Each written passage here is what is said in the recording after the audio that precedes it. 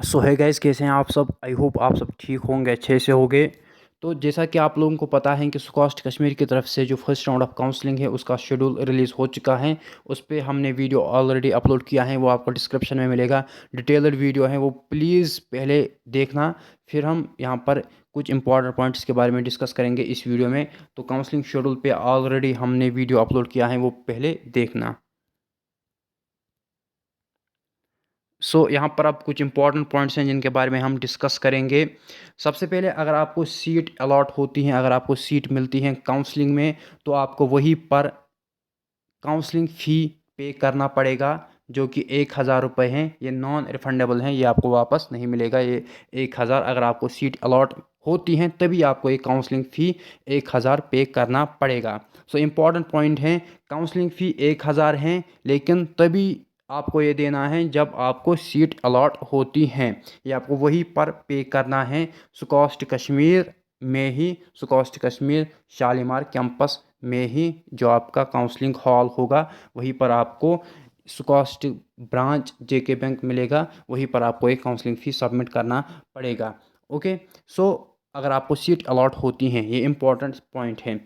और आपको यहाँ पर जो फ़ी हैं वो भी पे करना पड़ेगा। अगर आपको कोई कोर्स मिलता है, कोई सीट मिलती है, चाहे बीवीएससी मिलता है या जो बाकी रेस्ट यूजी डिग्री प्रोग्राम्स हैं like BSc agriculture, BSc horticulture, तो आपको एडमिशन फ़ी वहीं पर पे करना पड़ेगा। आपको एडमिशन वहीं पर करना पड़ेगा, चाहे आपको ओपन कैटेगरी सीट मिलती हैं या अगर आपको सेल्फ फाइनेंस सीट मिलती हैं, आपको वहीं पर ही पे करना पड़ेगा। सेल्फ फाइनेंस के लिए आपको पता है कि एक तो सेल्फ फाइनेंस फ़ी होता है और नॉर्मल फ़ी होता है।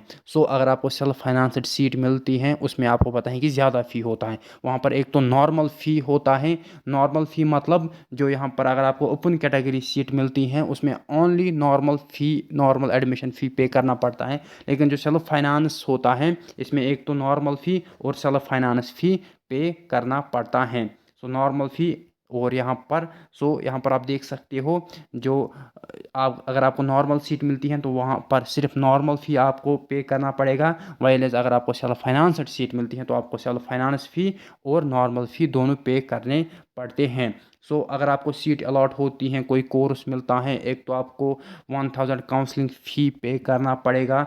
दूसरी चीज़, आपको एडमिशन फ़ी, आपको एडमिशन वहीं पर करना पड़ेगा। एडमिशन फ़ी भी आपको वहाँ पर सबमिट करनी पड़ेगी अगर आपको सीट या कोर्स मिलता है। अगर आप फ़ी वहाँ पर सबमिट नहीं कर पाते हो, अगर आपके पास फ़ी नहीं होगी, अगर आपके पास पैसा नहीं होगा, तो आपकी जो सीट है वो नेक्स्ट बच्चे को इमीडिएटली दी जाएगी जिसके पास फ़ी होगा।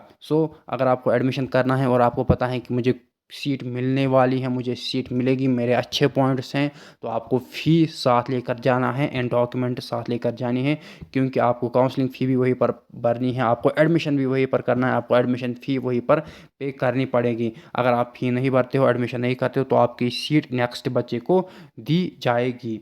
उसके बाद यही लिखा है कि अपने टाइम पे और वेन्यू पे पहुंचना, जब भी आपकी काउंसलिंग है वो आपको काउंसलिंग शेड्यूल में मिलेगा।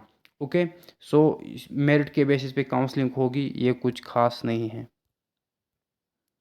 उसके बाद यहाँ पर आप देख सकते हो, जो नेक्स्ट इम्पॉर्टेंट पॉइंट्स के बारे में हम डिस्कस कर रहे हैं।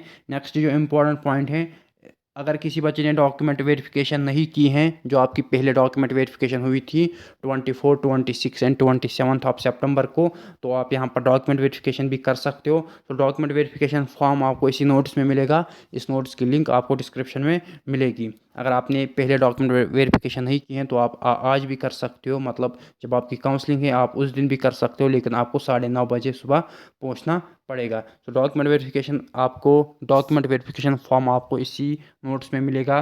काउंसलिंग फॉर्म भी आपको वहाँ पर सबमिट करना है, आपको फिलअप करना है, वो भी आपको इसी नोट्स में मिलेगा। जिसको सेल्फ फाइनेंस कैटेगरी के अंडर काउंसलिंग करनी है, जिसको पता है कि मुझे सपोज़ बीवीएससी करना है लेकिन मेरे पॉइंट्स अच्छे नहीं हैं, मुझको ओपन कैटेगरी सीट नहीं मिलेगी, मुझको सेल्फ फाइनेंस मिलेगी, तो उसके लिए भी अंडरटेकिंग है। और यहाँ पर अथॉरिटी लेटर भी आपको इसी नोट्स में मिलेगी। अथॉरिटी लेटर मतलब अगर कोई बच्चा खुद काउंसलिंग में नहीं जा सकता है, वो अपने बदले बड़े भाई या छोटे भाई या पेरेंट्स को भेजना चाहता है तो उसको यहाँ पर अथॉरिटी लेटर फिल करनी है, वो भी आपको इसी नोट्स में मिलेगी। सो यहाँ पर आपका ये डॉक्यूमेंट वेरिफिकेशन फॉर्म है। उसके बाद यहाँ पर काउंसलिंग फॉर्म है। उसके बाद undertaking for self finance category and last में अथॉरिटी लेटर। सो यही कुछ इम्पॉर्टेंट पॉइंट्स थे जो हमने डिस्कस किए हैं। सो काउंसलिंग में आपको जाना है, अपने डेट पे जाना जब भी आपकी काउंसलिंग है, यहाँ पर पॉइंट्स के बेसिस पे आपको काउंसलिंग में जाना है। सो आई होप कि आपको ये क्लियर हुआ होगा। सो इससे पहले जो वीडियो अपलोड हुआ है वो भी आप चेक कीजिए, उसमें काउंसलिंग शेड्यूल हमने डिस्कस किया है।